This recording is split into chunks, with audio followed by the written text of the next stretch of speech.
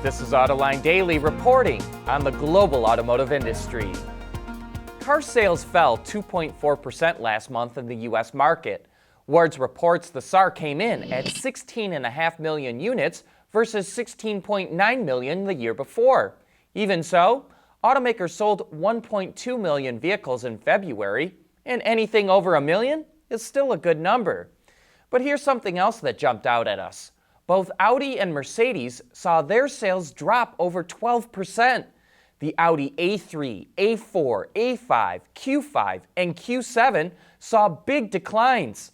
At Mercedes, the GLA, GLE, GLS, and GLC had double-digit drops.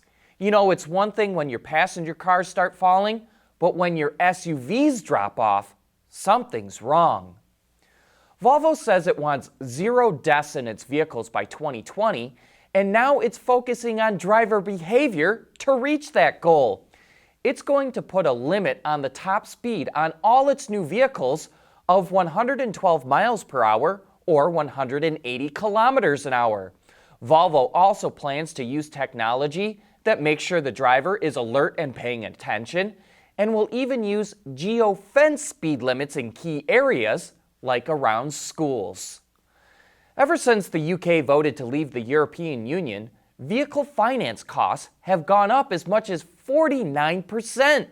When combined with the falling value of the pound, it is costing drivers an extra $128 a month, or about $6,000 over the life of a loan. More than 90% of new vehicles bought in the UK are financed, so people are in for a nasty surprise at how much their next new car will cost. Lighter, safer, stronger, quieter, and more sustainable. Tell us where you need to go, and we'll help you get there. Dow Automotive Systems. We don't succeed unless you do.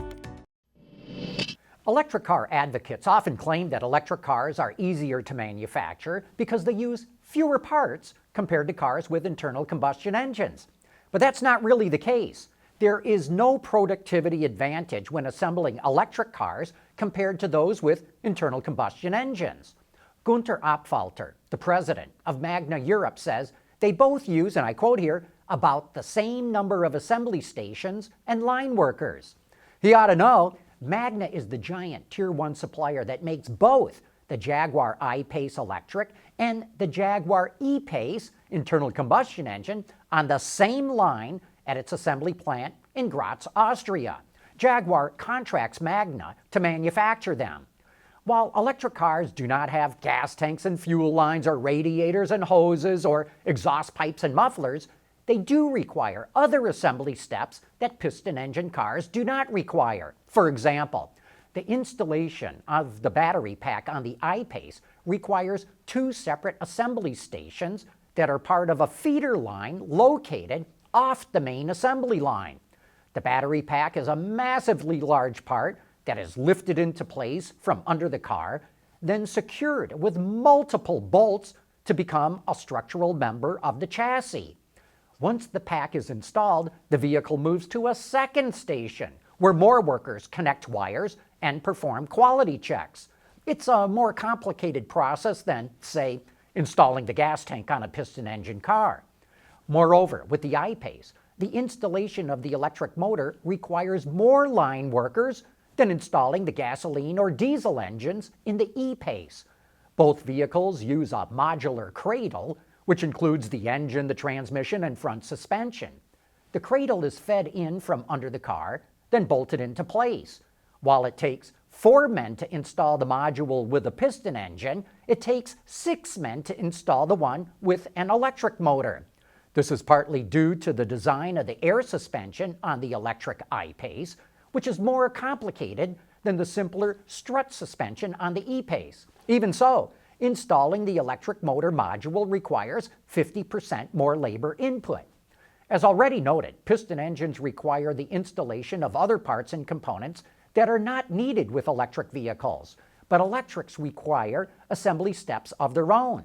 In the end, both types of cars use about the same number of assembly stations and line workers. So the claim that electric cars are easier to make is not true, or certainly it's not true in the case of the Jaguar I-Pace. EV proponents point out that electric motors have far fewer components than a piston engine, and that's correct. But it's a misleading comparison because it does not compare total system to total system. A battery pack, for example, can contain nearly as many parts and components as a piston engine. Sandy Munro, the president of Munro & Associates and an expert in benchmarking cars, says that on a system-to-system comparison, electric cars and internal combustion engine cars are about the same in part numbers. So while there are many positive aspects to electric cars, it's not true that they use fewer parts or are easier to assemble. Autoline Daily is brought to you by Bridgestone Tires, your journey, our passion, and by Dow Automotive Systems, advanced materials that deliver better results.